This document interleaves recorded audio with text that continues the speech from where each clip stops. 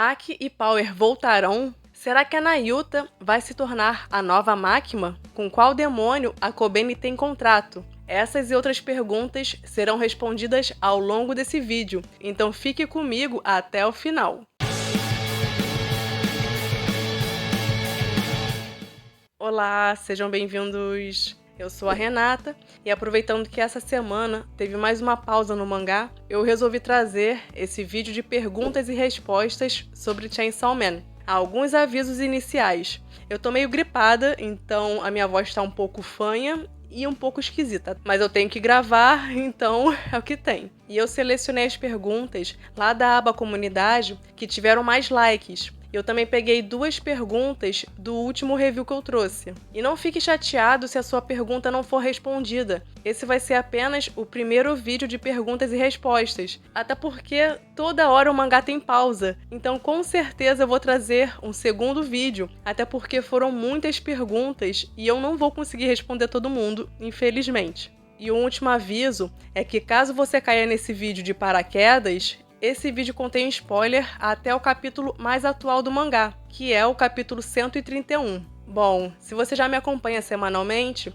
já sabe, né? Clica no like desde agora. Mas se você ainda não me conhece, seja muito bem-vindo. Eu espero que você goste do vídeo e se você gostar, não deixe de clicar no like e de se inscrever no canal. Bom, vamos à primeira pergunta. O Elder, que também sempre comenta no canal, perguntou o seguinte: será que o Denji vai finalmente descobrir que a Asa tem contrato com o demônio da guerra? Eu espero que sim, né? Em algum momento isso tem que acontecer, né?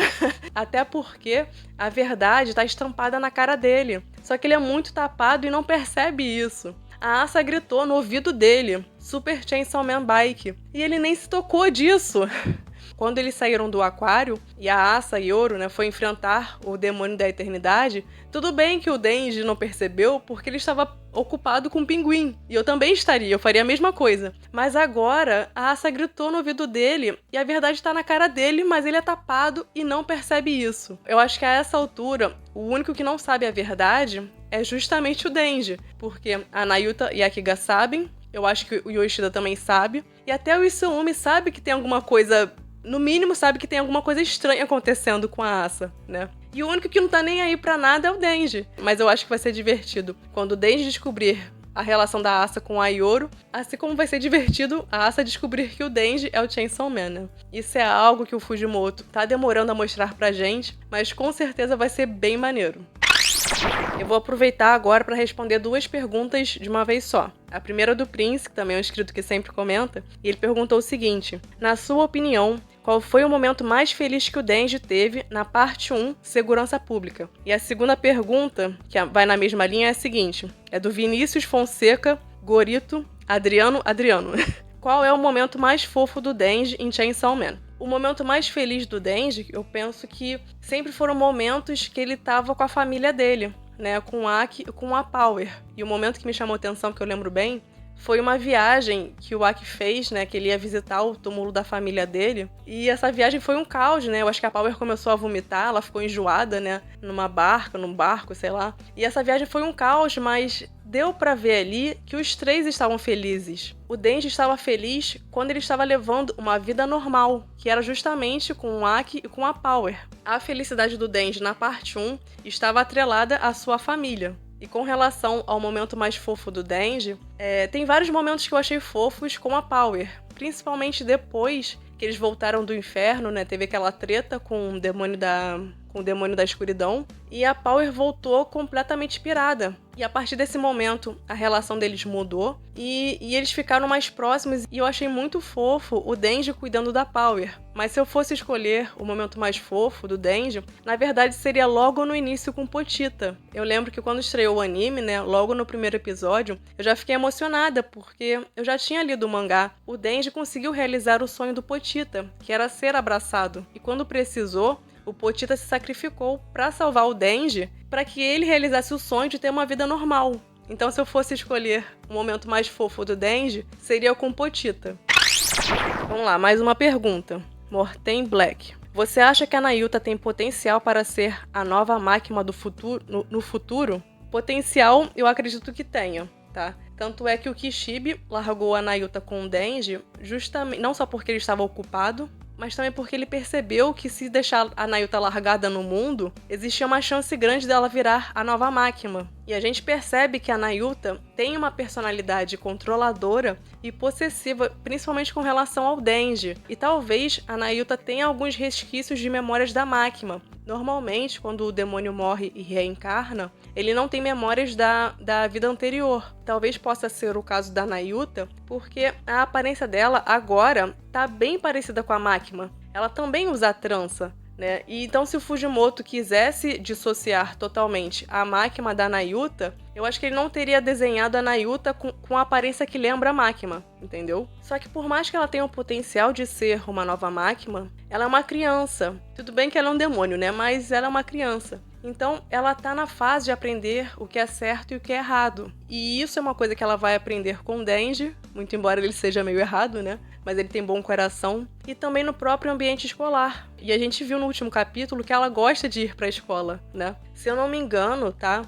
Eu acho que Aristóteles falava que as pessoas não nascem boas ou ruins. Então, as crianças são seres amorais, ou seja, elas não sabem o que é certo e o que é errado. Então, por isso que é tão importante os pais darem uma boa educação para as crianças, até porque se as crianças não forem educadas, elas vão se tornar um adulto lixo. E no caso, transportando isso para Chainsaw Man, por mais que ela tenha um potencial de se tornar uma nova Makima, justamente por ela estar com o Denji, eu acho que isso não vai acontecer. Próxima pergunta. Mortananius Dragon Black Sword Master. Vocês também têm uma criatividade pra criar nome, né? Eu não tenho essa criatividade toda, não. Enfim, 2 perguntas, né? Qual foram as mortes que menos te afetaram? E você acha que o Denji vai conseguir uma namorada que não tente matar ele? Bom, eu vou responder a segunda primeiro. Eu torço para que o Denji consiga ser feliz finalmente, né? Eu sou uma pessoa que está shippando o Denji com a Asa, muito embora ela tenha tentado transformá-lo em arma, né? A Yoro. E por mais que a Yoro queira se vingar do Chainsaw Man, né? Eu acho que, no final das contas, como a Asa e a Yoro compartilham o mesmo cérebro, o sentimento da Asa vai acabar influenciando a Yoro.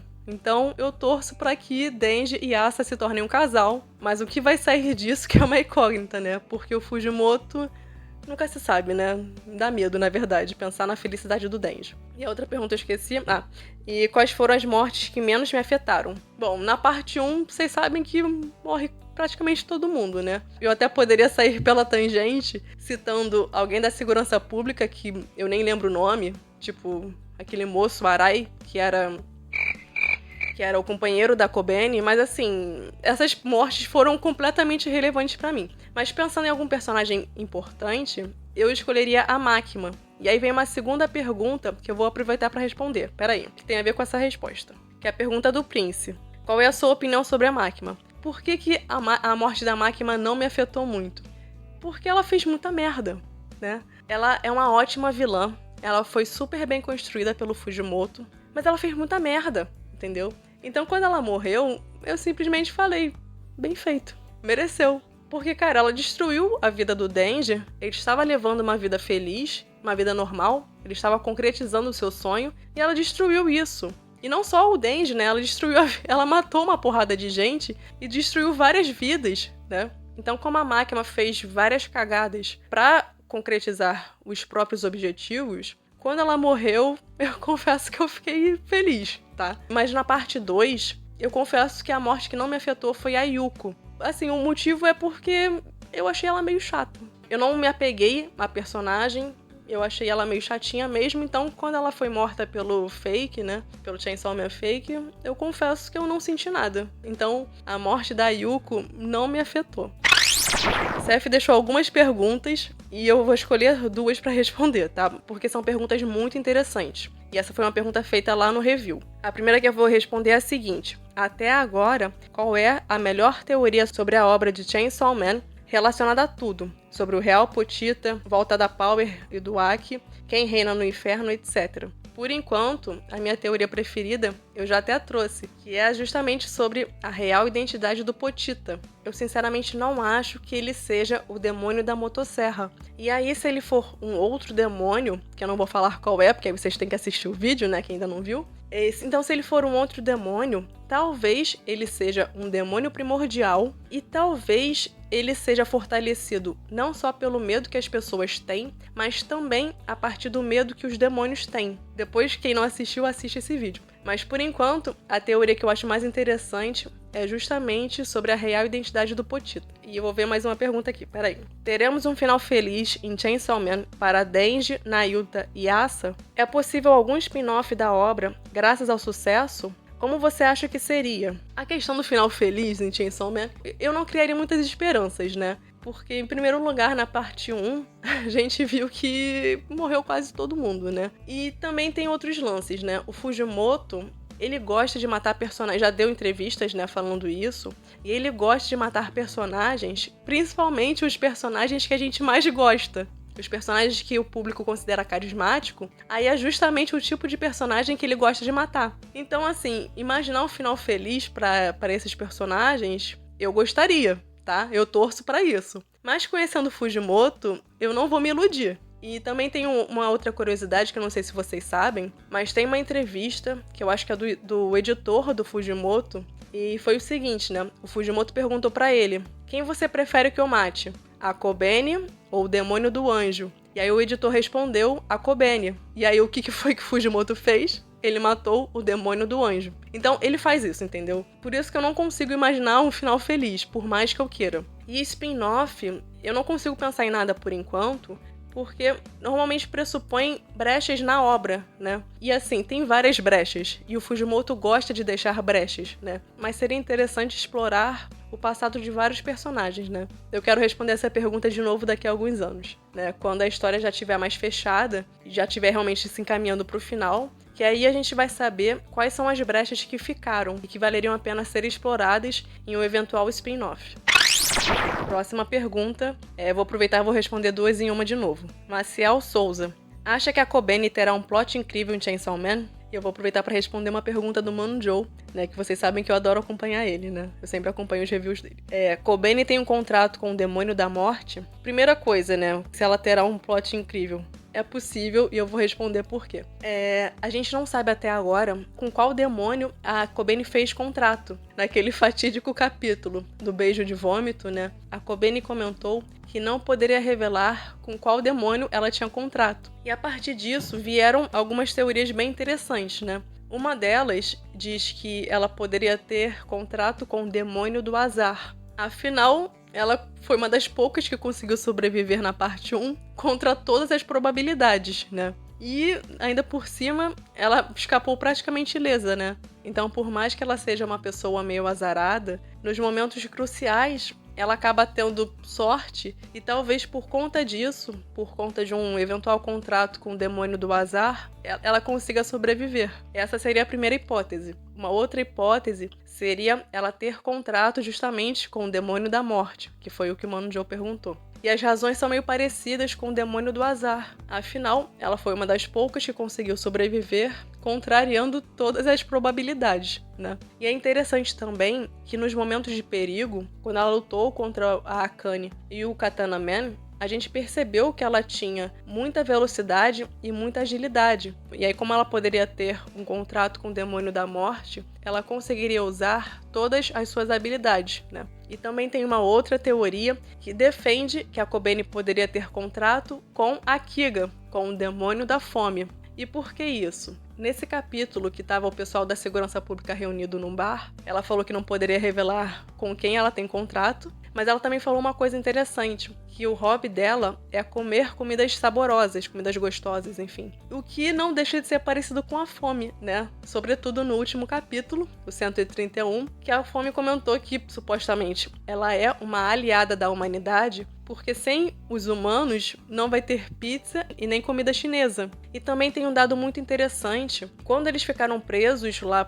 no hotel por causa do demônio da eternidade, assim que a Kobeni teve o vislumbre de que se ela ficasse presa, ela poderia morrer de fome, ela entrou em pânico. Então tem algumas passagens em Chainsaw Man da Kobeni falando justamente de fome, de comida, que pode ser uma dica do Fujimoto de que ela tem um contrato com a Kiga, com o demônio da fome. Eu acho essas três teorias bem interessantes e eu confesso que eu tô meio em cima do muro, Mas eu ia curtir bastante se ela tivesse um contrato seja com o Demônio da Morte ou seja com a Kiga. Um contrato com o Cavaleiro do Apocalipse seria um plot twist bem interessante, né? Então eu espero que o Fujimoto esteja reservando alguma coisa bem interessante pra Kobeni. E agora a última pergunta, que eu vou também responder duas em uma. Black KJKJK. Você acha que tem uma grande chance da Power e Aki voltarem? E aí teve mais uma pergunta que é bem parecida, que é do Arthur. Você acha que a Power vai voltar mesmo? Com relação à Power, existe uma brecha que o Fujimoto deixou na parte 1. A Power fez um contrato com o Denji, ela forneceu sangue para ele, e em troca, ele deveria procurar o demônio do sangue e fazê-lo voltar a ser a Power. Então, por conta dessa brecha que o Fujimoto deixou na parte 1, eu acredito que seja mais fácil que haja o retorno da Power. Afinal, o Denji vai ter que procurar o demônio do sangue e transformá-lo em seu amigo, para que ele volte a ser a Power, né? Agora, com relação ao Aki, eu sempre achei isso mais complicado, né? Porque o Fujimoto não deixou nenhuma brecha com relação a ele. Só que, por acaso, nesse final de semana, eu vi um filme bem interessante, que já é um filme meio antigo, chamado Encontro Marcado, que é um filme de 98, que é mais ou menos a época que se passa Chainsaw Man. A parte 1 foi em 97, e essa parte 2 é 98 ou 99. E é um filme com dois atores que eu adoro, que é o Brad Pitt e o Anthony Hopkins. E por que eu tô falando desse filme? Vocês já vão entender. A história desse filme é a seguinte: o Anthony Hopkins é um milionário e ele já tá pra morrer. Então, a única coisa que ele não consegue comprar é tempo. E isso é algo que a morte pode fornecer. A morte quer tirar férias e quer passar um tempo com a humanidade, quer conhecer comida, os hábitos e tal. E aí, em troca de dar um tempo extra ao milionário, a morte acaba passando um tempo com ele, com a família dele e tal. Mas, novamente, por que eu estou falando nesse filme? Em primeiro lugar, porque o Fujimoto é muito fã de cinema, e esse é um filme que é de 98, então, possivelmente, ele vai usar esse filme como referência quando o Demônio da Morte aparecer. E por que eu penso nisso? Porque nesse filme, sem dar spoiler, a morte consegue controlar a morte. A morte consegue matar quem tá vivo e consegue ressuscitar quem morreu. E uma coisa que eu achei interessante, né? Eu não lembro se eu já comentei sobre isso, mas o Mano Joe comentou no último review. Caso eu não tenha falado, eu já aviso que eu concordo com ele. E eu acho interessante que, de certa forma, o poder dos Cavaleiros do Apocalipse tem relação com o controle. No caso da Makima Nayuta é mais simples, né? Que tem controle sobre aqueles seres que são considerados inferiores. A Fome, que a gente acabou de ver, a Kiga, ela tem controle sobre aqueles que estão famintos. E a Asa Yoro, ela consegue criar armas de coisas que são dela e de coisas que ela pensa que são dela. Então, de certa forma, a Asa Yoro consegue exercer controle sobre coisas para transformá-las em armas. Então eu acho que essa lógica também vai se aplicar à morte. Eu imagino que a morte, quando aparecer, que deve ser tipo o auge, né? Possivelmente é o grande vilão da parte 2. Então, quando a morte aparecer, eu imagino que a habilidade que ela tenha seja justamente controlar os mortos. E aí que eu volto na pergunta que foi feita. Se a morte tiver controle sobre a morte, ela pode ressuscitar aqueles que morreram, inclusive o Aki. E pode ser que a partir disso, não só o Aki, mas outros personagens que já morreram possam retornar. Mas é claro, se a morte tem controle sobre a morte, sobre a vida, né, de certa forma, né, não deixa de ser, no momento que ela pode ressuscitar alguém, ela pode matar alguém. Ou pode matar novamente quem ressuscitou, né? Tem esse pequeno detalhe. Enfim, eu espero que vocês tenham curtido essa teoria. Essas foram as perguntas que eu selecionei. Por favor, não fique chateado, chateada, caso a sua pergunta não tenha sido selecionada, porque com certeza eu vou fazer um segundo vídeo, porque ficaram várias perguntas no ar. E o mangá vive tendo pausa, né, gente? Então, daqui a, sei lá, 1 mês, 2 meses, 3 meses no máximo, eu já consigo trazer um segundo vídeo de perguntas e respostas. Bom, esse foi o vídeo de hoje. Eu espero que vocês tenham gostado desse primeiro perguntas e respostas. E é isso, eu vou ficando por aqui. Até breve